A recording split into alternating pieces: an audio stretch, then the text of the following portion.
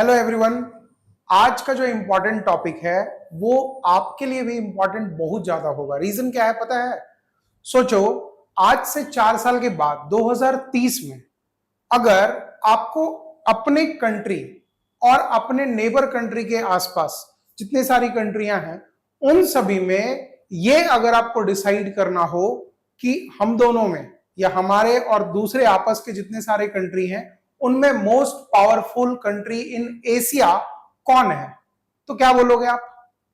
अभी का जो देश का सिचुएशन चल रहा है उस हिसाब से इंडिया कंट्री को, मतलब हमारे कंट्री को हमेशा से अपने से छोटे देश के साथ कंपेयर किया जाता है कि इंडिया ऐसा है तो भैया नेपाल से तो अच्छा है ना, इंडिया में ऐसा चल रहा है तो पाकिस्तान से हम अच्छा है ना। ये बोलकर हम सारे लोगों का दिमाग को इधर से इधर कर दिया जा रहा है ना। तो आज के वीडियो में हम ये चीज जानने का बिल्कुल कोशिश करेंगे कि आने वाले लगभग 4-5 सालों में, मतलब एक एवरेज डेट में माना हूं 2030 में, कि इंडिया का इकोनॉमिकल कंडीशन क्या होगा। तो फर्स्ट ऑफ ऑल मैं सानू सिन्हा आप सभी का स्वागत करता हूं अपने चैनल द एमर्ज पर। और आप सभी से ये हमेशा से वादा रहा है और आज के वीडियो में भी बोला हूं कि जो भी मैं आपको फैक्ट एंड फिगर बताऊंगा वो रिसर्चेड है, चाहे वो चैट जीपीटी हो, गूगल हो और भी अलग जगहों से मैंने रिसर्च करके ही पेपर बनाया है और आपको जो है बताने का वो काम करूंगा, राइट। तो आज के इस इंपॉर्टेंट वीडियो में मैं बात करने जा रहा हूं अपने पड़ोसी देश चाइना के बारे में। इंडिया और चाइना, जो कि आपको नॉलेज होना चाहिए कि इंडिया और चाइना लगभग 1-2 साल के अंदर में ही आजाद प्रॉपर वे में हुए, दोनों को इंडिपेंडेंस मिला। द रिपब्लिक ऑफ चाइना 1949 में उनको आजादी मिला, अपना कॉन्स्टिट्यूशन लाए, आगे का काम करते चले गए। एज यूजुअल इंडिया को भी 1947 में इंडिपेंडेंस मिला। हम लोग भी 1948 आपके 26 जनवरी को हम लोगों ने अपना कॉन्स्टिट्यूशन लागू किया, राइट। उसके बाद जो है हम लोग भी अपने देश को बहुत अच्छे तरीके से चला रहे हैं। बट यहां पर बात आ जाती है इकोनॉमी पावर की, क्योंकि आप पूरे वर्ल्ड की बात अगर करोगे तो वर्ल्ड में अब जो है 5th नंबर के आसपास में इंडिया अब लाई कर रहा है। तो इकोनॉमिकल कंडीशन से होता क्या है, आप देखो, आप किसी भी कंट्री में जाते हो, राइट। आप मान लो, अब अगर मैं रांची से बात कर रहा हूं, अगर आपसे वीडियो में देख रहा हूं तो रांची को बहुत लोग बोलते हैं झारखंड को कोई नहीं जानता है। तो आज महेंद्र सिंह धोनी, ईशान किशन और भी ऐसे ऐसे प्लेयर्स, ऐसे ऐसे पॉलिटिकल लीडर्स, आपके जो कुछ दिन पहले डेथ कर गए शिबू सोरेन, दिसोम गुरु जिनको बोला जाता, उन लोगों की वजह से इंडिया में झारखंड के साथ साथ रांची को भी एक अलग पहचान मिला। सेम उसी लेवल पर इंडिया को भी वर्ल्ड प्लेटफॉर्म पर किस तरीके का पहचान मिलेगा आने वाले सालों में, उसके बारे में इस वीडियो में चर्चा करेंगे। तो होप सो आप लोग जो है इस वीडियो को बड़ा अंत तक देखिएगा और हम लोग जो है इसको क्या किए कि पॉइंट टू पॉइंट बनाकर कि अगले पॉइंट में भाई विनर कौन रहेगा, चाइना की इंडिया, इस तरीके से मैं आपको वीडियो बताने का काम करूंगा, ठीक है। देखो, फर्स्ट ऑफ ऑल अगर मैं बात करूं तो आज के डेट पर पूरे तरीके से factory of infrastructure, factory of manufacturing unit किसको बोला जाता है? चाइना को। आप कैमरा से हमको देख पा रहे हो, आप फोन में हमको देख पा रहे हो, इसके इंटरनल चीजों को बनाने का आज भी 110% क्रेडिट चाइना को ही मिलता है। चाइना के पास इतनी सारी मोबाइल की कंपनियां लॉन्च उन्होंने करके रखी है ना। लेकिन इंडिया के बारे में भी कम बात मैं नहीं कर सकता। इंडिया भी जो है आज के डेट पर, मतलब थ्रू आउट द ईयर बात में करूं या फिर in the recent era, India जो है सॉफ्टवेयर और आईटी सेक्टर में पूरे वर्ल्ड में कुछ दिनों में प्रॉपर बेस पर राज करेगा। ये हम लोगों की एक्सपेक्टेड गारंटी हो सकती है। रीजन क्या है कि बड़े से बड़े कंट्री, यूएस हो गया, मतलब आप मान लो इंग्लैंड हो गया, आपका दूसरा साउथ अफ्रीका हो गया, रसिया हो गया, बहुत सारी ऐसी कंपनियां हैं जो आईटी सेक्टर में सिर्फ और सिर्फ इंडिया का ही सपोर्ट लेकर अपने आईटी फील्ड को बढ़िया कर रही है। जिसमें अगर मैं बात करूं तो जिसमें इंफोसिस, विप्रो, टीसीएस, इन सब जैसी मतलब कंट्री के, हमारी कंट्री की अच्छी बड़ी बड़ी कंपनियां हैं जो कि आईटी फील्ड में उनको मदद कर रही है। ठीक है ना।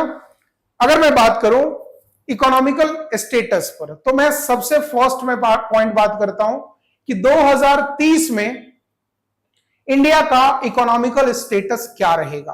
तो इस पॉइंट पर इंडिया जो है चाइना से बहुत ही डाउन दिखेगा आपको। रीजन क्या है, मेरे पीछे आपको दिख रहा होगा कि इंडिया का जो 2030 का इकोनॉमिकल बेस में देख पा रहा हूं तो 4.5 ट्रिलियन का इकोनॉमी रहेगा हम लोगों का। और एज यूजुअल क्योंकि हम लोगों से चाइना जो है बहुत ज्यादा आगे निकल चुका है, तो हम लोगों से अप्रोक्स 5 टाइम्स मोर देन उनका इकोनॉमी है, 19 ट्रिलियन इकोनॉमी। समझ रहे हो। तो बहुत लोगों को वीडियो में जो लोग आए हैं, आप जो देख पा रहे हैं, आप लोगों को मैं बता दूं कि ट्रिलियन ऑफ इकोनॉमी बेस्ड होता है आपके जीडीपी पर। और जीडीपी जिसको बहुत लोगों को नहीं पता है, मैं बता दे रहा हूं, बिकॉज मैं ये नहीं चाहता कि कॉमर्स वाले और नॉर्मल इकोनॉमिक्स वाले ही ये वीडियो को देखें। ये वीडियो अगर आपके पास पहुंच रहा है तो आपको यह जानना जरूरी है कि जीडीपी होता क्या है। जीडीपी को हिंदी में बोलते हैं हम लोग सकल घरेलू उत्पाद, that means gross domestic product. और वो होता क्या है, जब कोई भी कंट्री अपने ही कंट्री में किसी चीज का प्रोडक्शन करती हो, बनाती हो, मैन्युफैक्चर करती हो और अपने ही लोगों तक उसको सोल्ड आउट करने का काम करती है, तो उन सब जगहों पर मिलने वाला जो टैक्स है, मिलने वाला जो इनकम है, वो गवर्नमेंट के पास जब आता है तो गवर्नमेंट अपने जीडीपी को उसी से ग्रोथ करता है। राइट। मेरे ख्याल से इस तरीके की चीजों को मैं अगर आप समझाऊंगा तो आप किसी भी फील्ड से हो, आप बहुत अच्छे तरीके से इस चीज को समझ सकते हो। तो ये थ्रू आउट द बाउंड्री होना चाहिए कि अपने ही कंट्री का मतलब क्या है कि इंडिया का जो हम लोगों का बोल सकते हो डेमोग्राफिक बेसिस पर जो हम लोग को मिला हुआ है कंट्री क्षेत्रफल की दृष्टि से, उसी में रहकर, उससे बाहर नहीं, उसी में रहकर आपको किसी चीज का प्रोडक्शन करना है और अपने ही कंट्री में सोल आउट करने का काम करना है। राइट। उससे हम लोग का इकोनॉमी ग्रो करता है। और अगर इस चीज में देखोगे तो देखो चाइना कहां पहुंचा हुआ भाई। समझ रहे हो ना। चाइना के पास आप खुद सोचो कि कितना ज्यादा मैन्युफैक्चरिंग यूनिट है कि वो जो है अपने कंट्री में तो उस चीज को कंज्यूम करा ही रही है, उसके अलावा जितना ज्यादा एक्स्ट्रा उसके पास प्रोडक्शन होता है वो वर्ल्ड लेवल पर उस चीज को एक्सपोर्ट कर देता है। ठीक है। आगे इसमें देखना, अगर मैं इंडिया और चाइना की बात करूं तो चाइना इकोनॉमिक सुपर पावर आज के डेट पर है। पूरे वर्ल्ड इकोनॉमी में सेकंड नंबर के इकोनॉमिकल पावर पर चाइना को रखा जाता है। पहले नंबर पर यूएस है, क्योंकि यूएस से भैया अगले आने वाले 50 सालों में उनको अभी पीछे करने वाला कोई नहीं है। ठीक है, याद रखना। उसका रीजन है, वो थोड़ा डिटेल में जाना पड़ेगा, बट बता दूं कि उनका रीजन बस ये है कि इकोनॉमी 2 इंसेंटिव टेक्निक से चलता है। पहला है कैपिटल इंसेंटिव टेक्निक, मतलब जहां पर मशीनरी टेक्नोलॉजी का काम ज्यादा होता है। लेकिन इंडिया और चाइना जैसे देश जो हैं वो कैपिटल इंसेंटिव टेक्निक के अलावा भी लेबर कैपिटल इंसेंटिव टेक्निक को भी यूज करते हैं। रीजन क्या है, क्योंकि इंडिया में पॉपुलेशन बहुत ज्यादा है, चाइना में पॉपुलेशन बहुत ज्यादा है, तो हम लोग सारा का सारा काम जो है वो अपने मशीनरी को नहीं दे सकते हैं। उसको काम करने के लिए आदमी भी उसमें पीछे लगाना पड़ता है, जिस कारण अगले 50 साल तक, मैंने बोला ऐसा आपको, हो सकता है 50 साल आगे मैं भी जिंदा रहूं ना रहूं, बट अगले 50 साल तक जो है आपको जो है यूएस को पीछे छोड़ने वाला भी कोई दूसरा कंट्री नहीं मिलेगा। ठीक है ना। दूसरा, अगर मैं बात करूं, इंडिया भी भाई पीछे नहीं है, याद रखना। इंडिया में भी यह चीज ऑब्जर्व किया गया है कि वर्ल्ड इकोनॉमिक फोरम पर 2047 तक, जो कि आपको पता होगा कि हमारे देश के प्रधानमंत्री, माननीय प्रधानमंत्री मोदी जी जो हैं, उनका ये मानना है कि विकसित भारत का एक प्रोजेक्ट लेकर चले हैं वो 2047 में, मतलब 2047 तक विकसित भारत बना दिया जाएगा, ऐसा उनका मानना है, एक्सपेक्टेशन है। बट बीइंग अ इकोनॉमिस्ट, मैं अगर इकोनॉमिक्स आपको समझा रहा हूं तो मैं ये बोल देता हूं कि अगले 50 साल तक हम लोग जो है विकसित भारत की तरफ जा तो जरूर सकते हैं, बन नहीं सकते, ये मेरी गारंटी है। रीजन क्या है, रीजन बस ये है कि India is the best consumer in the world. जिस दिन से India is the best manufacturer in the world हो जाएगा, उस दिन से हम लोग विकसित भारत बहुत इजीली लेवल पे बन जाएंगे। ठीक है, बट किसी न किसी आदमी को तो इनिशिएटिव लेना पड़ेगा। तो गवर्नमेंट ऑफ इंडिया अब क्या कर रही है, देखो ध्यान से, कि अब जो है इंडिया राइज कर रहा है। कैसे? Because fastest growing major economy हम लोग बनते जा रहे हैं। राइजिंग इन्वेस्टमेंट एंड एफडीआई, दूसरे देश से भी अपने कंट्री में हम लोग इन्वेस्टमेंट करा रहे हैं। फिर स्टार्टअप इकोसिस्टम को एक्सपैंड कर रहे हैं। आज से 5 साल 7 साल पहले तक भी बिजनेस चलता था, 5 से 7 साल पहले तक भी लोग सोचता था बिजनेस करने का, लेकिन अभी जो उसको बूस्टअप दिया गया है कि भैया अगर आपको कोई स्टार्टअप आइडिया है, कुछ काम है, तो आप बताओ, गवर्नमेंट उसको फंडिंग करने के लिए रेडी हो जाती है, right. Young talent and powering बोल सकते हो ऑफ द फ्यूचर। आज के डेट पर हमारे जैसे, आपके जैसे बहुत सारे लोग यहां पर इंडिया में हैं जो कि यंग जनरेशन में नए से नए चीजों को इनोवेट करने का काम कर रहे हैं, ठीक है ना। फिर डिजिटल इंडिया जो गवर्नमेंट का अपना प्रोजेक्ट है भाई, मेक इन इंडिया, इस पर हम लोगों को भी काम करना चाहिए कि जो चीज हम लोग इस्तेमाल करें, कोशिश करना है कि मेक इन इंडिया हो। आप लोगों को एक बात और मैं बता दूं कि आप लोग, अगर ये चीज मैं बताऊं तो हो सकता है शॉकिंग न्यूज भी होगा कि आज आप अपने ही कंट्री में रह के डिजिटल अरेस्ट दूसरे कंट्री के द्वारा हो चुके हो, और हम लोग भी हो चुके हैं। रीजन क्या है कि भाई साहब, आज जो है कोई भी छोटा से छोटा चीज अगर मेरे को जानना होता है तो हम लोग सारे लोग अपने फोन में क्या लिखते हैं, www.google.com। क्यों? इंडिया में आजाद हुए हुए लगभग नेक्स्ट ईयर हम लोग 80 साल के हो जाना है भाई। 80 साल के बाद भी क्या हम लोगों ने अपना कोई सर्च इंजन ऑप्टिमाइजेशन नहीं बना पाया? तो इस बेस पर तो कहीं ना कहीं चाइना से इंडिया थोड़ा तो पीछे हो गया टेक्नोलॉजी बेस पर, है ना। नो डाउट, मैं इस चीज को भी बिल्कुल मानने से इनकार नहीं करता हूं कि पिछले कुछ दिनों से एक कंपनी है इंडिया का जिसका नाम है जोहो। जोहो ने बहुत अच्छे तरीके से अपने इनोवेशंस को सामने लाया है। जोहो का अपना जीमेल आईडी भी, मतलब जैसे जीमेल है वैसे ही जोहो का अपना मेल आईडी भी आना स्टार्ट हो गया है। और मेरे अलावा आप लोगों से भी रिक्वेस्ट होगा कि आप उसके बारे में ज्यादा से ज्यादा जाने और उससे रिलेटेड उन सारे चीजों को इस्तेमाल करने का काम करें। अगर मैं बात करूं चाइना की, तो चाइना जो है गूगल का कोई इस्तेमाल नहीं करता है अपने कंट्री में। उसका अपना सर्च इंजन है, उसी चीज को वो यूज करता है ना। जैसे हम लोग यहाँ पे व्हाट्सएप चलाते हैं, वहां पर व्हाट्सएप चलता है, बट जैसे हम लोग यहाँ पर गूगल चलाते हैं वहां पर गूगल नहीं चलता है, ठीक है ना। यूट्यूब नहीं चलता है वहां पे उनका कुछ अपना ही चैनल है, वॉचिंग आवर है, उसके बेसिस पर वो सब काम करते चले जाते हैं, ठीक है ना। आगे मैं बात करूं तो a tale of two giants, India versus China population comparison. भैया इस चीज में मैं क्या ही बोलूं, आप लोग तो इससे भी ज्यादा, मेरे से ज्यादा जानकार आदमी होंगे।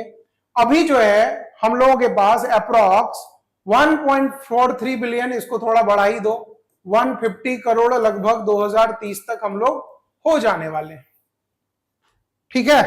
और चाइना से तो देखो कब का आगे निकल चुके हैं। चाइना बेचारा अपना प्रोजेक्टेड डिसाइल में बता रहा है कि हम रुक गए हैं, 1.41 बिलियन है, और हम लोग 1.43 बिलियन पहुंच गए। दैट इज, समझ रहे हो, 143 करोड़ किसी भी देश का आबादी होना, पॉपुलेशन होना कितनी बड़ी बात है। इन सारे लोगों को मैनेज करना, वो भी इकोनॉमिकल कंडीशन बेसिस पर, कितना ज्यादा अनएम्प्लॉयमेंट, कितना ज्यादा मैन्युफैक्चरिंग यूनिट बैठाने के लिए प्रॉब्लम होना, इन सारे चीजों से गवर्नमेंट भी कहीं ना कहीं घिर रखा है।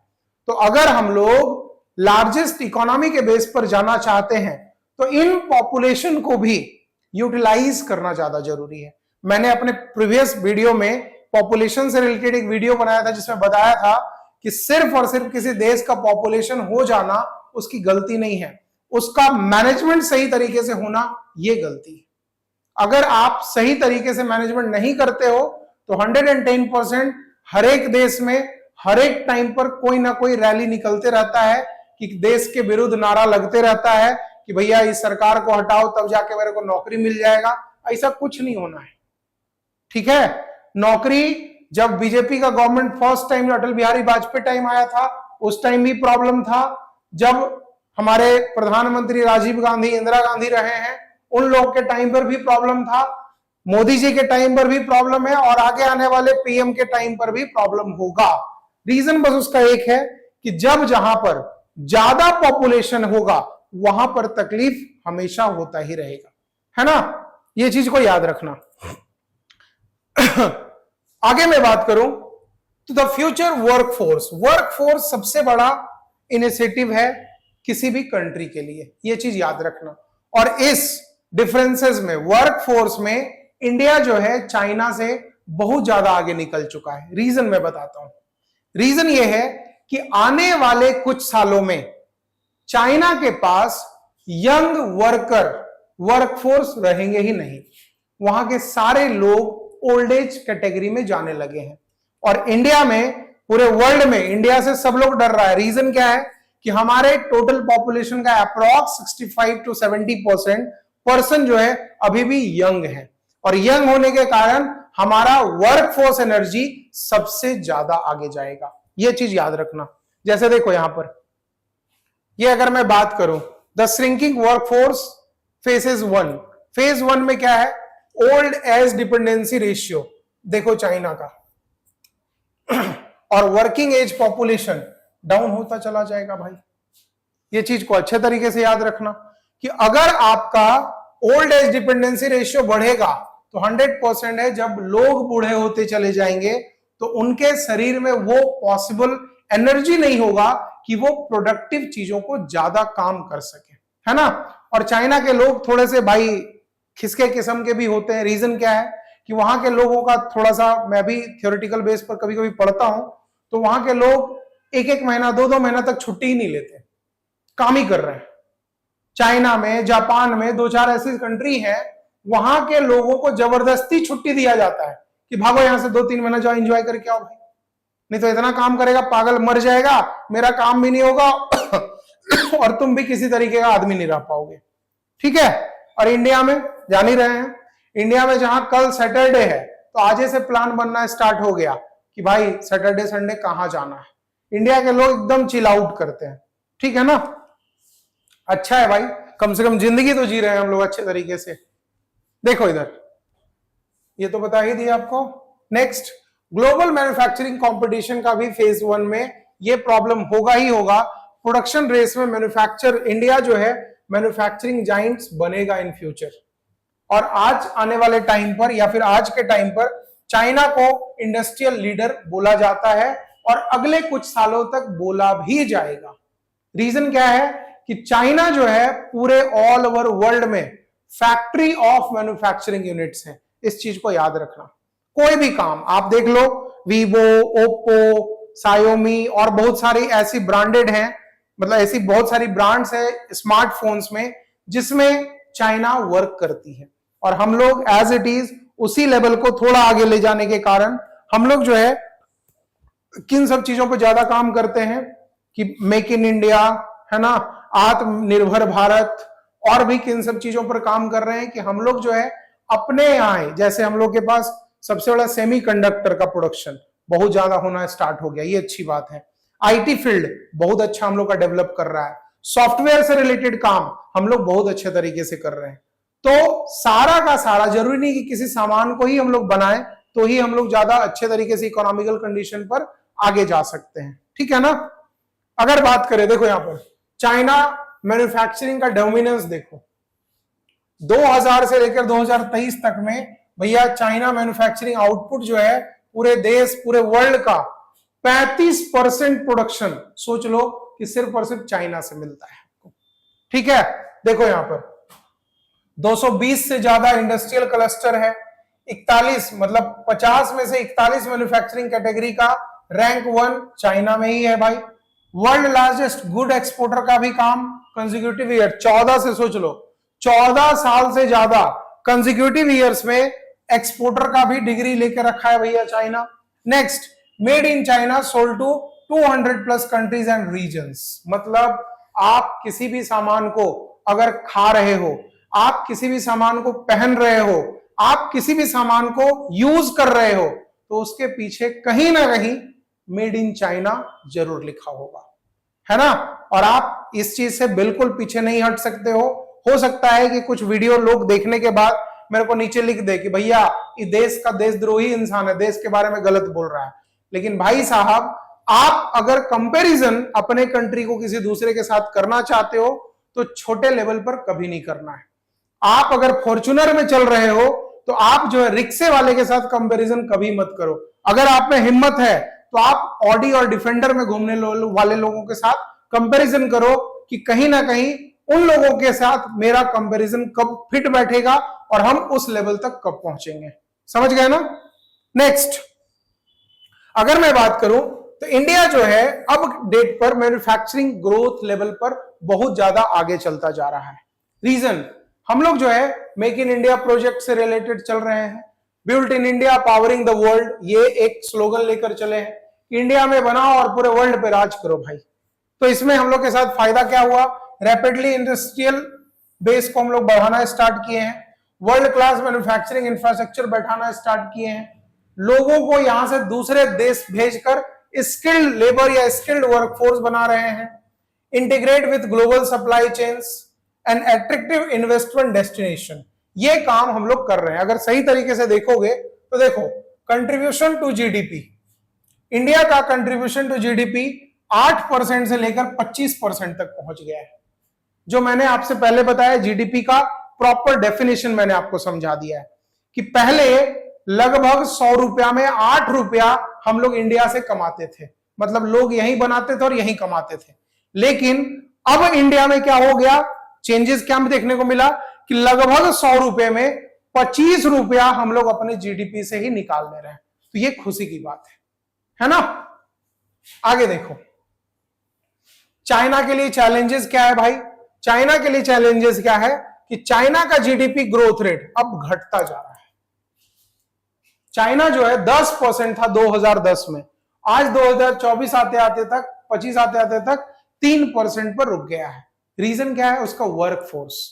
लोग वहां पर ओल्ड एज ज्यादा है, लोग ज्यादा मेहनत नहीं कर पा रहे हैं, लोग जो चीज ऑलरेडी सेट है उसी को घिसा पिटा दोबारा चलाने का काम कर रहे हैं, जिस कारण से उनका जीडीपी ग्रोथ हो गया है ना, सॉरी डाउनफॉल में चला गया। की चैलेंजेस चाइना के लिए क्या है, देखो भाई, ये जो है पॉपुलेशन बहुत ज्यादा बढ़ता जा रहा था, तो वो लोग जो है पॉपुलेशन पर भी कंट्रोल कर रहे हैं धीरे धीरे, है ना। यूथ अनएम्प्लॉयमेंट, इसके कारण भी दिक्कत हो रहा है सोशल स्टेबिलिटी में गवर्नमेंट को चाइना का। इकोनॉमिक स्लो डाउन ये ज्यादा होता चला जा रहा है। रियल एस्टेट में वहां पर बहुत ज्यादा क्राइसिस अभी चल रहा है। और ग्लोबल हेडविंड्स, ये क्या है, trade tensions, tariff and geopolitical risk बहुत ज्यादा हो रहा है। कि मतलब दूसरे कंट्री लोग जो है, जैसे मान लीजिए इंडिया में चाइना वाले को बीच बीच में रोक दिया जाता है कि नहीं हम लोग चाइनीज प्रोडक्ट नहीं खरीदेंगे, जिस कारण भैया उसका तो कहीं ना कहीं नुकसान तो होगा ना।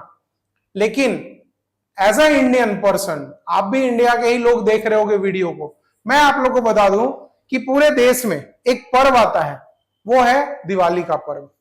दिवाली जैसे आता है एक ट्रेंड चलने लगता है ट्विटर पे, इंस्टाग्राम पे, सब जगह, भैया चाइना को बाइकॉट करो, चाइना को बाइकॉट करो। और दिवाली से 2 दिन पहले दुकान पे जाते हैं कि भैया 20 रुपया वाला लाइट दीजिए ना, घर में लरी लगाना है। तो भाई साहब, जब 20 रुपया का लरी आपको चाहिए तो आपको क्या लगता है कि इंडियन लोग इतना सस्ता चीज बनाता है क्या? कभी नहीं। आप इंडियन लरी जाके खरीदोगे जो घर पे लाइट लगाते हो तो मिनिमम आपको 100 रुपए, 50 रुपए, 150 रुपए में मिलेगा। लेकिन 20 रुपए में लरी चाइना वाला ही दे सकता है। 100 रुपए का लरी जो 1000 में मिलता है, 100 रुपए में चाइना वाला ही दे रहा है। इसलिए ना बोला जाता है चाइना का सामान लिए तो चला तो चांद तक, नहीं तो रात तक खत्म हो जाएगा भाई। ठीक है ना। नेक्स्ट, अगर एशियन सेंचुरी की बात करें तो 2 सिविलाइजेशन 1 फ्यूचर, हम लोगों का 2 अलग अलग तरीके का सिविलाइजेशन है भाई। उस बेसिस पर अगर हम लोग बात करें तो 2030 तक आने वाले टाइम पर हम ये बिल्कुल नहीं बोलेंगे कि इंडिया जो है चाइना को कंपीट करके बहुत ऊपर चला जाएगा। लेकिन हाँ, ये गारंटी है कि अगर यही कॉम्पिटिटिव मोड रहा हम लोग के इकोनॉमिकल कंट्री में, तो हम लोग जो है आने वाले टाइम पर कुछ दिन में बराबरी तो जरूर एक दूसरे का कर सकते हैं, है ना। क्योंकि उनका जो फ्लो है वो डाउन फॉल की तरफ जा रहा है और हमारा अपवर्ड की तरफ। तो एक ऐसा लेवल आएगा जब हम लोग उसको मैच करेंगे और कुछ दिन ऐसा आएगा कि चाइना डाउन जाएगा, हम लोग ऊपर चले जाएंगे। समझ रहे हो ना बात को। तो ये जो है इस पूरे प्रॉपर वीडियो में मैंने आपने समझाने का काम किया है कि आने वाले 2030 में इंडिया और चाइना का क्या फ्यूचर होने वाला है। अगर वीडियो पसंद आया हो तो बिल्कुल जाके लाइक, कमेंट और सब्सक्राइब जरूर कर देना भाई। और जो भी दिल में आया बात कमेंट में जरूर लिखना। गाली देना है गाली भी दे देना, लेकिन लिखना जरूर कमेंट में, जिससे मेरे को भी पता चले कि वीडियो कहां तक पहुंचा है। ठीक है ना? तब तक के लिए बाय बाय। नेक्स्ट वीडियो में मिलता हूं बहुत ही अच्छे इंटरेस्टिंग टॉपिक के साथ।